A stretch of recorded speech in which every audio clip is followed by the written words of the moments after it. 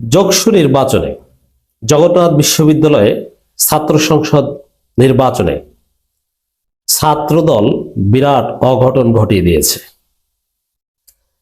দর্শক, তারেক রহমানের ফাঁদে পড়ে এই ছাত্রদল যকসু নির্বাচনে শিবিরের কাছে ভয়ানক পরাজয়ের পথে।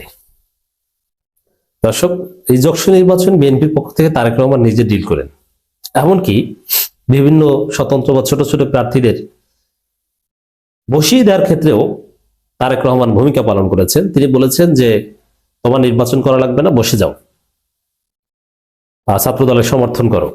এবং এটা এক প্রার্থী মুখ ফসকে বলেও ফেলেছেন যে বিএনপির ভারপ্রাপ্ত চেয়ারপারসন তারেক রহমানের নির্দেশে এই সেই ইত্যাদি ইত্যাদি।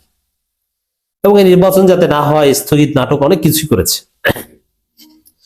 কিন্তু এই ছাত্রদল এমন ছাত্রীর ঘরের ছাত্রী, এমন অশিক্ষিতের ঘরের অশিক্ষিত, মূর্খের ঘরে মূর্খ, যে সবকিছু এলোমেলো করে ফেলেছে, মাখিয়ে ফেলেছে।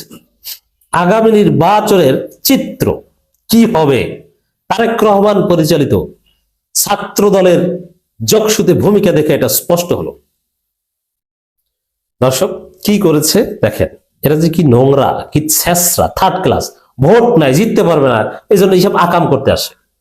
ওরা জানে নির্বাচনে কোন আনডিউ ইনফ্লুয়েন্স বা প্রভাব বিস্তার করার চেষ্টা ছাত্র দলের ছাত্রীরা ছাড়া অন্য কেউ করবে না। তারপর ওরা বিভিন্ন অঘটন ঘটাতে যাচ্ছে, এর মানে এবং উল্টা অ্যাকশন হয়ে গেছে। ছাত্রদল ধরা খেয়েছে, অঘটন করতে যে ধরা খেয়েছে, বাঁচতে পারলে একটা কথা ছিল কি দেখেন, মানে এই তারেক রহমানের ছাত্র দলের চরিত্রটা কি, ওভারঅল কি দাঁড়ালো। এদের মূল শত্রু হচ্ছে ইসলাম, দাড়ি টুপি এদের মূল শত্রু। আওয়ামী লীগের চাইতো নিকৃষ্ট এই তারেকের দল ছাত্রদল, ছাত্রলীগের চাইতো নিকৃষ্ট এই তারেকের দল ছাত্রদল।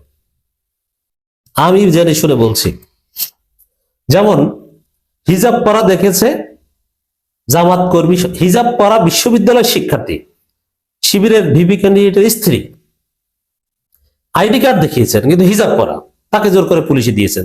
এবং তারেকের গৃহপালিত গুলশানের আন্ডারে চলা এই ফেসিবাদী ভারতের দালাল পুলিশরা তাকে ধরে নিয়ে গেছে। আপনি চিন্তা করছেন, পুলিশে ছাত্র দলের অশিক্ষিত ছাত্রীরা পুলিশে দিয়েছে, তারপরে পুলিশ তাকে ধরে নিয়ে যাবে। এর মানে এই পুলিশ যে গুলশানের আন্ডারে চলছে, এটা তো স্পষ্ট। তারেক রহমান লাভ হবে না, আপনি একটা নাকানি চুবানি এবার খাবেন, ফলাফল আসুক দেখবেন, তখন আমরা বলবো। তো দর্শক, শিবির সমর্থিত প্যানেলের ভিপি প্রার্থীর স্ত্রীকে হেনস্থার অভিযোগ ছাত্র দলের বিরুদ্ধে, তারা পুলিশে দিয়েছে আইডি কার্ড দেখানো সত্ত্বেও। মুহূর্তের মধ্যে সারা বাংলাদেশে এটা ছড়িয়ে পড়েছে, ছাত্র দলের বিরুদ্ধে নিন্দার ঝড়। সিসি কিছু সুইং ভোটার, কিছু ভোট যেগুলো ছাত্রদল পাওয়ার কথা ছিল, এই আকাম করার পর সেগুলোও পাবে না, কারণ সব প্রার্থী, সব ভোটাররা এটা জেনে গিয়েছে বিকাল পর্যন্ত ভোট। অতএব তারা কেউ এই নারী নির্যাতনকারী, নারী হেনস্থাকারী তারেকের দল ছাত্র দলকে কেউ ভোট দিবে না, তা উচিত নয়, এটা জায়েজ হতে পারে। ওদের দেখেন, এখানে যদি অন্য কোনো ওয়েস্টার্ন ড্রেস পরা কোনো নারী যেত, কিছু বলতো না। হিজাব পরা পর্দানশীল নারী দেখলেই ওদের মাথা খারাপ হয়ে যায়। এটা হচ্ছে ইসলামের শত্রুদের বৈশিষ্ট্য, মুনাফিকদের বৈশিষ্ট্য, ইসলামের চিহ্ন সহ্য করতে পারে না। তো দর্শক, এই হলো যে এক কথা। দ্বিতীয়, দেখেন আমি যে বলেছি ইসলামী তারেক রহমানের দল আসলে ইসলামের শত্রু, এরা মুনাফিক। এক ব্যবসায়ী জগন্নাথ বিশ্ববিদ্যালয়ের পাশ থেকে দোকানে যাচ্ছে সকালে, সম্ভবত চকবাজারের ব্যবসায়ী, দুইজন মিলে যাচ্ছে। তার মধ্যে একজনের দাড়ি আছে। এখন বাংলাদেশে তো দাড়ি অনেকেই রাখে এখন, তো সেই দাড়ি দেখে তাকে জামাত কর্মী সন্দেহে পিটুনি দিয়েছে ছাত্রদল, এক বই ব্যবসায়ী, বইয়ের দোকানদার। আপনি চিন্তা করেন, এদেশের সাধারণ মানুষ, হিন্দুরাও অনেকে স্মার্ট সাজার জন্য দাড়ি রাখে, যেমন বিরাট কোহলির দাড়ি আছে বা অনেকে আছে, আপনারা জানেন। দাড়ি দেখে, আবার দাড়ির সিস্টেম আছে, একটু অত স্টাইল না, উস্কো খুস্কো দাড়ি, এর মানে সুন্নতি দাড়ির মতো দেখায়। যার ফলে ওই বই ব্যবসায়ীকে জামাত সন্দেহ করে তাকে পিটুনি দিয়েছে ছাত্র দলের ছাত্রীরা। তাহলে কি বোঝা গেল যে দাড়ি টুপি এদের মূল শত্রু, দাড়ি হিজাব দেখলেই জামাত সন্দেহ, মহিলা জামাত, পুরুষ জামাত। অথচ একজনে বিশ্ববিদ্যালয়ের পাশ থেকে তার ব্যবসা প্রতিষ্ঠানে যাচ্ছিল, আর একজন বিশ্ববিদ্যালয়ের স্টুডেন্ট আইডি কার্ড দেখায়, তারপরও তাকে যেতে দেয় না। তাহলে আগামী নির্বাচনে এই তারেক রহমানের পালিত সন্ত্রাসীরা এবং গুলশান নিয়ন্ত্রিত পুলিশের গুন্ডারা তারা যে কি আকাম করবে এটা দিবালোকে স্পষ্ট হয়ে গেল। কিন্তু আমাদের আশার জায়গায় এইসব আকাম করে কি মনে করেন?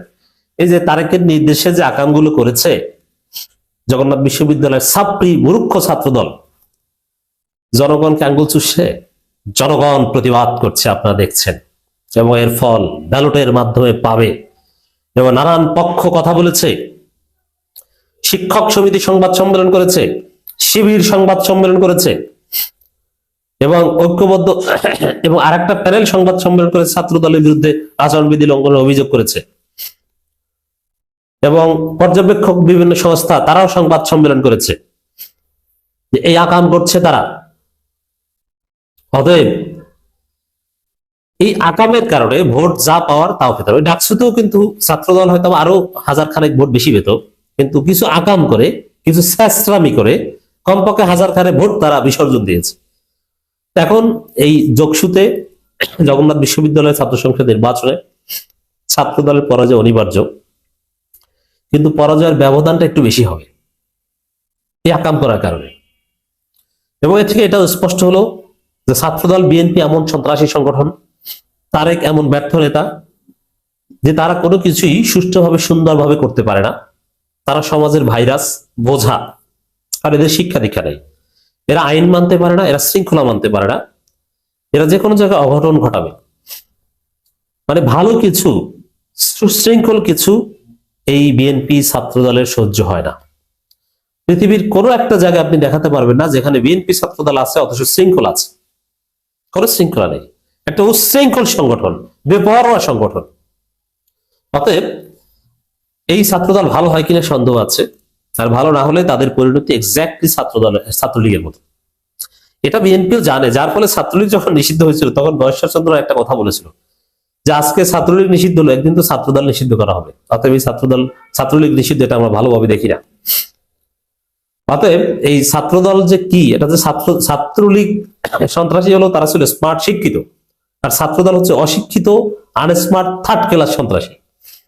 অতএব এরা ডলা খাবে সহজে। ছাত্রলীগ গুন্ডামি করে কিন্তু নির্বাচনে ঠিকই জিততে পেরেছিল, আর ছাত্রদল গুন্ডামিও করে নির্বাচনেও পরাজিত হয়। এর চাইতে থার্ড ক্লাস চেষ্টা আর কিছু হতে পারে না। গুন্ডামি করে ধরা খায়, নির্বাচনেও পরাজিত হয়, আম সালা সব যায়। আর ছাত্রদলের সালা গেল, ছাত্রলীগের সালা চলে যায়, কিন্তু আম ঠিকই ওরা খায়। পার্থক্য বুঝছেন বাংলাদেশে কি ঘটছে? অতএব আমরা স্পষ্টত দেখতে পাচ্ছি তারেক রহমানের নির্দেশে চলতে যে ছাত্রদল বিরাট পরাজয়ের দিকে।